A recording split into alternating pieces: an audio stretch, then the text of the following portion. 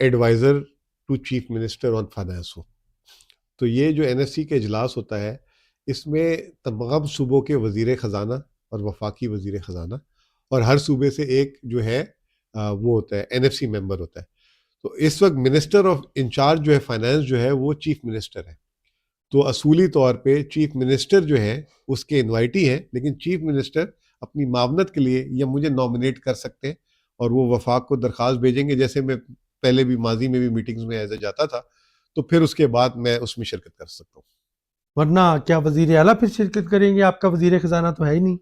मेरा अपना ख्याल ये है कि पहले इजलास में जो है वजीर ख़जाना बतौर वजीर ख़जाना जो है सुहेल आफरीदी साहब ही शिरकत करेंगे। हो सकता है मैं साथ हूँ, लेकिन वो बतौर वजीर ख़जाना उसमें शिरकत करेंगे। देखिए उनके जो क्लेम थे ना, ये तो आईएमएफ की रिपोर्ट 78 साल पाकिस्तान के मौजूदा निज़ाम इस हुकूमत पे जो चार्जशीट है कि 2 सालों में 5,300 अरब रुपए की जो 5.3 ट्रिलियन की करप्शन की बात हुई। दूसरा 26वीं तरमीम को जो उन्होंने, और तीसरा ये जो अपॉइंटमेंट और बेदरेक पावर, और चौथा कि जो जितने भी इदारे हैं उससे अवाम का एतमाद उठ जाना, और आखिरी में जो 21 पैराग्राफ जो मैंने कोट भी किया था अभी प्रेस कॉन्फ्रेंस में कि 60% आबादी जो है पाकिस्तान की अब वो जो है उस इनटॉलरेंट होती जा रही है, और ये इन मामलात पे जो है अब मज़ीद उनकी बर्दाश्त ख़त्म हो गई है, और सोशल मीडिया और उसकी वजह से तो हुकूमत और सारों को, हम सब उसमें मैं भी शामिल हूँ, हमारी सूबाई हुकूमतें भी शामिल हैं, हर एक को जो है सर्विस डिलीवरी लेवल बेहतर करनी होगी, और अगर करप्शन का परसेप्शन भी है, अगर नहीं भी हो रही है, उसको भी ठीक करना होगा, वरना आवाम जो है खुद एहतसाबी की तरफ आ जाएगी। जो आईएमएफ की रिपोर्ट में चीजें मेंशन है, अगर इनको ठीक ना किया गया तो अगला आईएमएफ प्रोग्राम हासिल करना मुश्किल हो सकता है। बिल्कुल उससे ज़्यादा सख्त शराइत पे आएगा, और वो पहले वो शराइत पूरी कराएंगे। जैसे अभी ये रिपोर्ट भी 3 माह पहले आ चुकी थी, हुकूमत शाये नहीं कर रही थी, किस्त उन्होंने रोक के रखी थी। अब किस्त मिलेगी, मिलेगी इसलिए क्योंकि रिपोर्ट शाये कर दी है। तो हो सकता है अगली किस्त उसका इन्हिसार इसी पे होगी, जो इसमें जो जो चीज़ें बोली उस पर अमल दरामद करें। अगर नहीं किया तो रुक जाएंगी। तो आप तो अगले प्रोग्राम की बात करें, मैं अगली किस्त की बात कर रहा हूँ। बहुत शुक्रिया मुजम्मिल असलम साहब हमारे साथ मैं मौजूद इस पे इतनी रोशनी नहीं डाल सकूंगा, लेकिन मैं ये सिर्फ ये कहूँगा कि इलेक्शन कमीशन को सिर्फ इस मुल्क में पीटीआई नज़र आता है। इधर क्या क्या बयानात अभी लंदन से जजों के बारे में क्या बयान जारी किया, ये सियासी जज थे, जब ये हुकूमत में नहीं थे तो वो उस वक्त खड़े होकर क्या उन जजों के बारे में कहा जाता था कि हम घरों तक पहुंच जाएंगे, ये हो जाएंगे। यहाँ एक शख्स कह रहा है कि धांधली नहीं होनी चाहिए, उस धांधली को इलेक्शन कमीशन ने जो है उस पर ऑफेंड हो गए। यानी कि इलेक्शन कमीशन को धांधली पे अगर एतराज है तो मुझे नहीं पता। वो अगला तो ये कह रहा था कि धांधली नहीं होने देंगे और धांधली जो करेगा उसको अंजाम तक पहुंचाएंगे। तो मुझे तो ये बात समझ नहीं आई। यहाँ पे मेरे ख्याल से धांधली जो है ना इज अ न्यू नॉर्मल, तो वो शायद बुरी लग गई होगी बात। तो कल वो जाएंगे, वो अपना दिफा जाते नहीं जाते मुझे नहीं पता। अभी मैंने भी देखा एक नोटिस आया, लेकिन इस तरह तो बहुत सारी बेज़ाब्तियां हो रही हैं। और अगर कोई पिछले इलेक्शन के बारे में कोई बताने की कोशिश करता है तो उसको तो अगवा कर लेते हैं, वो नजर ही नहीं आता कोई पीटी के थे साहब, कमिश्नर थे, कौन थे। तो बहुत कुछ है सर। अभी देखते हैं आगे होता है क्या। सिर्फ खैबर पख्तूनख्वा ये नजरें हटानी है, ये अभी आप इलेक्शन कमीशन को इतना जल्दी वो कर दिया, ये रिपोर्ट ना डिस्कस हो, शायद टीवी चैनल्स में भी ना चलाई जाए कि जी सुहेल आफरीदी को कल बुला रहे हैं, उसको कहीं निकाल तो नहीं देंगे श्री जहाँ से। तो वो एक उन्होंने पूरा चेन इफेक्ट बताया। मतलब इसमें इसका मतलब ये नहीं है कि ये वजीर आजम की या एक खास वजीर की वो ये कह रहे हैं ये नेक्सस है, ठीक है ना। और इससे जो है मुल्क में ये पैसा जाया हो रहा है। जो आपने वजीर आला की बात की, देखें हमें तो बहुत फर्क पड़ता है क्योंकि हमारे नए वजीर आला आए हैं और उन्होंने एक पॉलिसी गाइडेंस लेनी है। हुकूमत के जहन में पता नहीं क्या खौफ है कि वो पॉलिसी गाइडेंस उन्होंने ये लेनी है कि आगे डेवलपमेंट पॉलिसी क्या होगी, ठीक है ना। काबीना किस तरह की बननी चाहिए, कहाँ कहाँ आपको काम करना है। जैसे मैं पिछली दफा मिला था तो मुझे नाराज हुए थे कि जंगलात जो है इस वक्त पाकिस्तान को, उन दिनों में सैलाब वगैरह भी थे, तुम लोग उस पर जो है अपनी जो कर रहे हो काम उस पर क्यों नहीं बता रहे, और मजीद उस पर क्या क्या करना है। खान साहब जो है मेरे से नाराज हुए, इमरान खान साहब, कि आप लोग ने जो पूरे पाकिस्तान में जंगलात अगर कहीं लगे तो हमारे लगे। बिलियन ट्री था, 10 बिलियन ट्री मैंने वहां शुरू किया था जिसको वफाक ने, शहबाज शरीफ हुकूमत। तो हमें तो फर्क पड़ता है, और वजीर आला को ना मिलाना गैर कानूनी गैर आइनी है, और जिसके पास अदालती अहकामात भी हो। मेरे ख्याल से आज वो 7वीं दफा गए और एक बड़े जिसे कहते हैं कि रिस्पेक्टफुल और डिग्निफाइड वे से गए हैं। जो उससे एक रात पहले जो अलीमा खान साहबा और उन बहनों के साथ हुआ रात को, उस पे जो है एक जिसे कहते हैं कि हुकूमत ने अपने आप को एक्सपोज किया, और जो एक हमारे माशरे में एक जो औरत की चादर थी जिस तरीके से सर से हटाई गई, वो भी सारों के सामने है। तो हुकूमत जो है मेरे ख्याल से आई डोंट नो कि किस चीज से घबराई भी है। और ये जो अभी आपने बात की कि मुलाकात क्यों नहीं कराने दी जा रही, शायद हो सकता है कि तरमीमें थी इसके पीछे, कि तरमीम हो जाए सारी, क्या हो सकता है कि मतलब और भी कोई चीज पाइपलाइन में हो अगले 8-10 दिनों में। तो जो है अब पता नहीं, लेकिन हमारे जिसे कहते हैं मामलात हुकूमती मामलात जो है बिल्कुल फर्क पड़ रहा है। और बाज ऐसी चीजें हैं जिसमें वफाक और सूबों को मिलकर काम करना होता है, उसमें भी खलल आ रहा है। वो मैं अभी नहीं उसकी तफसील दे सकता, नहीं वो नहीं दे सकता। बहुत सारी चीजें ऐसी होती हैं, सिक्योरिटी से रिलेटेड होती है, माशी मामला से रिलेटेड होती है, जिसमें वफाक कह रहा होता है कि ये आप जल्दी कर दें। तो जब तक हम अपने लीडर से गाइडेंस नहीं लेंगे, हम उसको नहीं करेंगे। लेकिन but having said this all, एक जनरल डायरेक्शन ये है कि कोई आपने फैसला ऐसा नहीं करना जिससे पाकिस्तान की मईशत में बिगाड़ आए, पाकिस्तान में गैर इस्तेकाम हो। ये इमरान खान साहब की जनरल डायरेक्शन है। ये आपने जब इंडिया ने हमला किया था उस वक्त भी देखा था, और मुख्तलिफ जब IMF प्रोग्राम लेते थे जब वो बाहर थे जेल से, उस वक्त भी देखा था। तो वो हम उसको फॉलो कर रहे हैं, जिससे पाकिस्तान के इस्तेकाम में कोई फर्क ना पड़े। की वजह से रेवेन्यू कलेक्शन में हमारा फर्क आ रहा है। उसकी वजह से जो हमारी पब्लिक स्पेंडिंग है, हुकूमत जो है बेदर्दी से पैसे खर्च कर रही है, जिसकी वजह से इन्वेस्टमेंट क्लाइमेट खराब हो रहा है। आपको पता है पाकिस्तान में पिछले 3 सालों से कितनी इन्वेस्टमेंट आ रही है। इन कॉन्ट्रैक्ट इन्फोर्समेंट नामी कोई चीज नहीं है, क्योंकि करप्शन जुडिशरी पे उन्होंने डाल दिया कि वो नाकाम हो गई इस सारी चीजों में। ट्रस्ट इन इंस्टीट्यूशंस खत्म हो चुका है। और ये तमाम चीजें जो है, ये सबसे पहली जो है उन्होंने करप्शन से रिलेटेड बताई है। उन्होंने क्या गवर्नेंस आपको बेहतर करनी है, टैक्स ये जो एग्जेम्पशंस दी हुई है, SROs निकाले हुए हैं, रिजीम्स निकाले हुए हैं, इन सारों को सीधा करें आप।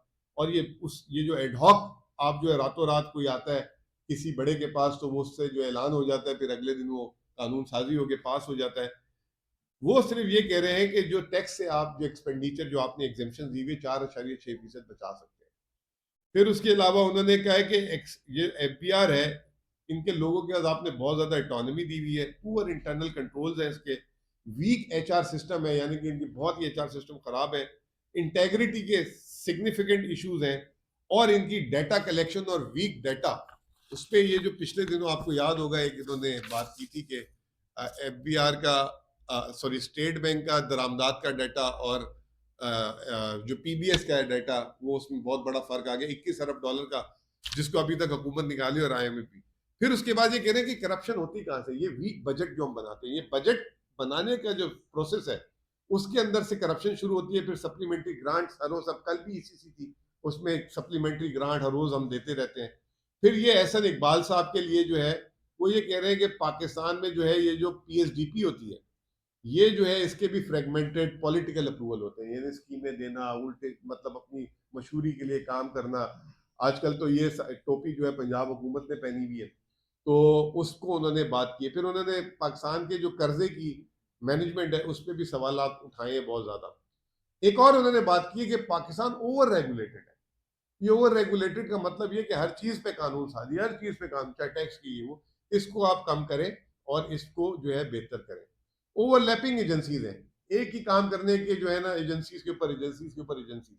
मिसाल देता हूं कि ये तुरखम से अगर आप बाहर जाते हैं, कोई कस्टम होता है या कोई, तो वो उधर बता रहा था कोई कि 12 से 13 एजेंसीज में बैठेंगे, हर एक से आपको क्लियरेंस लेंगे, हर एक से आपने ये करनी है। तो इसकी बात कर रहे हैं, रेगुलेटरी इंडिपेंडेंस की बात कर रहे हैं फाइनेंस सेक्टर में, यानी कि स्टेट बैंक को आप इंडिपेंडेंट रहने दें, SCCP को इंडिपेंडेंट रहने दें, और SOE की गवर्नेंस पे भी वो ये बात कर रहे हैं कि उस पर आपको बहुत ज्यादा चीजें करनी होगी।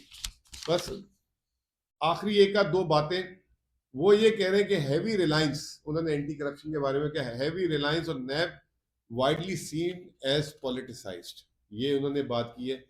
Poor coordination between NAB, FIA, provincial account, ये जो है एंटी करप्शन एजेंसीज।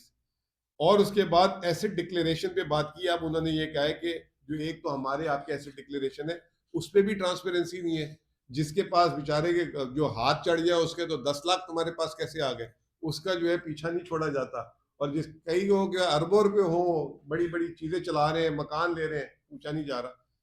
इसी ऐसे डिक्लेरेशन पे इन्होंने 2026 में जो गवर्नमेंट के ऑफिशियल्स है उसको भी शामिल कर दिया है।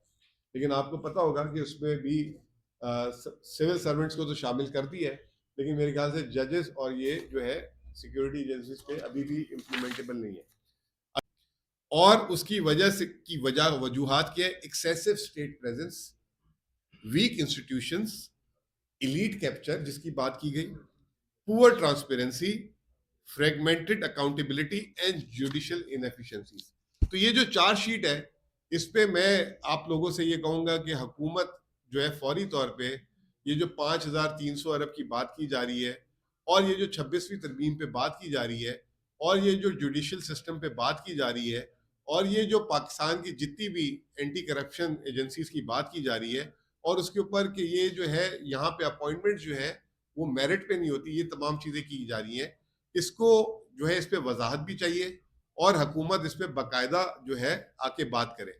मैं सिर्फ क्योंकि खैबर पख्तूनख्वा को रिप्रेजेंट करता हूँ वजीर खजाना के तौर पे, तो पहली बात मैं फिर दोहराऊंगा कि ये जो 28वीं तरमीम में बार बार कहा जा रहा है कि एनएफसी होगी रिवाइज, वफाक के पास वसाइल नहीं रहते। मैंने पिछली प्रेस कॉन्फ्रेंस में भी कही थे कि वफाक के पास गलत बताया जाता है कि वसाइल ज्यादा है, नॉन टैक्स रेवेन्यू तमाम दिया जाता है उनको। ये जो 4 दिसंबर को एनएफसी हो रही है, इंशाल्लाह उसमें ये तमाम चीजें डिस्कस करेंगे। लेकिन फिर भी वफाक ने क्या किया, एक नया काम मैं आपको सिर्फ आप सारों की नॉलेज में लाना चाहता हूँ। पहले 3 माह का जो वफाकी फाइनेंस मिनिस्ट्री ने जो अपने आदाद शुमार जारी किए, उस पर वो ये बताते हैं कि पंजाब को उन्होंने डिविजिबल पूल से 882 अरब दिए जो 16% इजाफी थे। अब ये 16% इजाफी जो है ना, ये सबको मिलना चाहिए, चाहे वो सिंध था, केपी था, चाहे वो बलूचिस्तान था।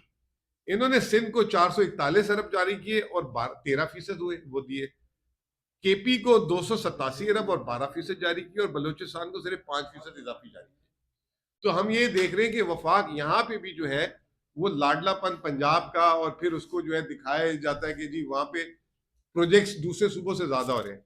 मैं ये समझता हूँ कि जितना उनको इजाफी पैसा दिया गया है, ये तो सवालिया निशान है कि इतने पैसों के बावजूद आप इतनी कम जो है प्रोजेक्ट्स क्यों जो है ये कर रहे हैं, पैसा जा कर है। तो इसी बात से बहुत बहुत शुक्रिया आप सारों का। साहब आप ये बताइए कि पूरी चार्जशीट है, उनकी कारकर्दगी पर बड़ा सवाल ये निशान है। इस रिपोर्ट के बाद क्या अगला आईएमएफ प्रोग्राम अगर पाकिस्तान उसमें जाता है तो पाकिस्तान के लिए हासिल करना मुश्किल हो सकता है, मुश्किल तकलीफ हो सकती है? और आईएमएफ की इस टाइमिंग क्या कहेंगे, रिपोर्ट की टाइमिंग इस वक्त ही क्यों जारी? देखिए, टाइमिंग तो जुलाई की थी, हमने अभी जारी किया, वक्त दे रहे थे कि किसी तरीके से ये बात टल जाए। जैसे मैंने आपको कहा कि 26वीं तरमीम पे भी इस रिपोर्ट पे बहुत कुछ लिखा गया और फिर वो 27वीं तरमीम मंजूर कराने के बाद इसको जारी किया गया ताकि 27वीं ना रुक जाती। तो टाइमिंग अब आईएमएफ ने क्योंकि पैसे देने थे, तो वो पैसे देने के लिए कंडीशन थी 8 दिसंबर से पहले पहले जारी करनी है, तो जारी कर दी। अब ये जो मैं समझता हूँ जो आईएमएफ ने बातें की, ये दुनिया तक अब चली गई है, अब ये डॉक्यूमेंटेड हो गई है। और इसके बाद अगर हुकूमत ने इन पे जो है काम नहीं किया, मैं यही कह रहा हूँ कि हुकूमत को कॉन्फिडेंस में लेना चाहिए था, हुकूमत को अप्रिशिएट करना चाहिए था और कहना चाहिए था ये गैप्स है, लेकिन कुछ दाल में काला है, कुछ तो ऐसा है जिसको ये छुपा रहे थे, रोक रहे थे। अब इस पे आगे अमल नहीं हुआ, अगर ये चीजें नहीं हुई तो शायद हम ये प्रोग्राम के बाद आईएमएफ हमें अगले प्रोग्राम में और शराइत खड़ी कर दे और शायद ना दे। तो ये मैं समझता हूँ कि मेरी नजर में तो ये रिपोर्ट जो है, अगर ये गलत है तो हुकूमत इसकी आगे तरदीद करे, लेकिन हुकूमत ने खुद शाया कर दी है। और अगर ये सही है तो हुकूमत इस पे अपना एक्शन प्लान दे कि वो इसको किस तरीके से आगे लेके चलेगी। और जो उन पे 5,300 अरब रुपए के मामलात और 5 से 6.5% जो जीडीपी का वो कहते हैं कि हर साल करप्शन और दूसरी चीजों में नजर हो रहा है, वो कहाँ हो रहा है, हुकूमत उस पर क्यों नहीं बात कर? मिनिस्टर साहब, नूर वजीर हूँ, मशरिक पेशावर ग्रुप से। आईएफसी की आपने बात की।